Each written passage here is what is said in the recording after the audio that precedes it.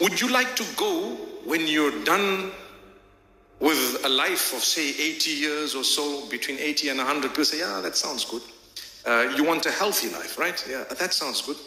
You got to watch how you eat then. You got to exercise every day. You got to be disciplined, and you got to sleep at night, put your phone aside. And I'm honest, I'm dead serious with what I just said now. If Allah wants to take you, He'll take you before, even if you're healthy. And if He wants, He can keep you for longer, even if you're unhealthy. But say you want to live for so many years, then what? Is it better to go after a nice long life, or is it better to go whenever Allah is pleased with you? Even if you're 18. Tough one, right? Say, well, okay, I know that Allah should be pleased with me, then I should go, but let's make it a little bit more than 18. Come on, 18, I'm young, I'm not even married yet. I remember when I was young, we were little boys. In fact, one of the guys sitting here, I don't know where he is right now, Siraj. We were in school together for 7 years. I went to pick him up from his home. He said, I'm here. I'm going to take you to this event. Let's go. And we were little boys. And we're thinking, do you think we'll die before we ever get married? Come on, what a question. See the guys smiling. I think you guys are not married yet, yeah? Inshallah, you will. Look at us today. We're grandfathers. Allah, I've got 4 grandchildren. Subhanallah. So my brothers and sisters, the point is, would you like a long life, or would you like the happiness of Allah? A true answer is we'd like a bit of both, inshallah. Right? It's fair. I'd like to lead a life where Allah's pleased with me. I'm going to try my best, inshallah. And at the same time, I want to see at least my children settle a little bit. You know, it's good to see, especially a lot of us want to see our kids, our sons and daughters, perhaps, you know, the fact that they settled a bit in life. But do you know the disease? By default, you see all your children, say you've got 4 kids and they're all married now. Now what do you want life for? Quickly say it. Grandkids. And then what do you want? Now you can play. I've played with my grandkids. Oh, they call you a nani or a dadi or jaddo or jiddo or whatever it might be. It's fine. Can I tell you what? Then you want to see them grow older. Then you want to see them getting married. Where does it stop? When they get married, you say, my grandchild's going to be having, inshallah, they're expecting a baby. And you're saying, oh Allah, let me at least see the baby and go away. You're going to see the baby and then you're going to tell the angel, I saw the baby. Khalas. That's not how it works. That's not how it works.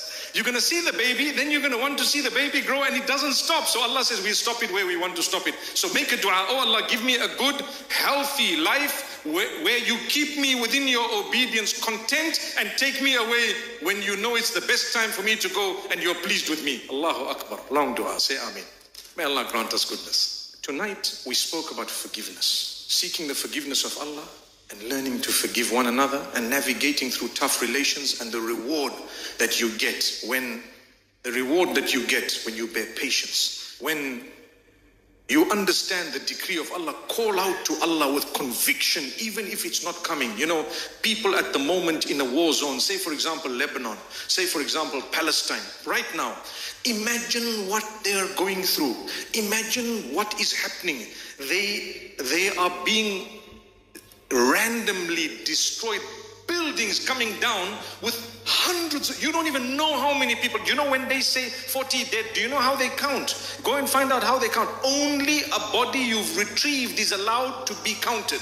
That's it. So when they say 400, there's 400 bodies they found. What about the 4,000 they haven't even had a trace of because they dissolved or disappeared or evaporated because of weapons you're not allowed to use as a human being, like white phosphorus and so on? Can you imagine what type of dua they're going to be making? What type of hope or hopelessness? That is a tough one. May Allah strengthen them, grant them the highest ranks of Jannah. And may Allah make it easy for them. Imagine a dua. And you see what's happening in front of you, behind you, on the side, and people are justifying it. And people are laughing at it. And here we are, and we don't even know, where do you go? The ummah, I am helpless. No matter what you do, you have not done enough. No matter what I do, it will never be enough. It needs to stop. Are you a human? Those are cousins, Ismail and Ishaq. Those are brothers. Imagine where it's gone down to. Imagine if they were around to watch what's happening. Ibrahim alayhi salam. Imagine what would have happened. May Allah Almighty grant us forgiveness. So the conviction with which they would say, oh Allah, protect us. Oh Allah, grant us. And they are saying, oh Allah, we know you will protect. And next thing, something happens and boom, they disappear. Gone. Martyred. Allah says, because of the conviction with which you called out to us, we grant you the highest of ranks. There was conviction. We knew this was the time you had to go, and we knew that this was the way you had to go in order for you to get to where you ultimately had to go for the eternal bliss that would last forever and ever and ever. Subhanallah. Eternal bliss. So if I suffered in this world a bit or a lot, but I have eternal bliss, am I not better than a person who did not suffer at all and then they have no eternal bliss? They suffer in the hereafter. I am a human. I want to be reasonable. I want goodness here and goodness there. Allah knows this. That's why the dua that is taught to us in Surah Al-Baqarah, رَبَّنَا آتِنَا فِي الدُّنْيَا حَسَنَةً وَفِي الْآخِرَةِ حَسَنَةً. Oh Allah, we want goodness here, we want goodness there. I need a Ferrari here and I need, what do I want there? What? Ferrari there? There's no Ferraris in Jannah, sorry man. It's too crappy a car to be in Jannah, man. Can I tell you, if you had to have a Ferrari in paradise, you wouldn't want it. It doesn't qualify. The hadith says, you only get that which you didn't even imagine, because it's out of your imagination. If you've imagined something, it is not there, according to how you imagined it. It can't be there. It's not, your imagination, your mind and your brain is not even full, in the sense that it is flawed. When Allah gives you the perfect mind and brain there in the hereafter, or whatever He's going to give you in terms of that, you will then realize that, you know what, whatever was in this world was actually a deception. Right? And they gave it value, subhanallah. When you came onto the earth, you came with nothing. When you go in, you're going to go with nothing. Whatever you found here is just a joke, and it's just a joke. And we get excited and we get happy. But mashallah, may Allah grant us Jannah.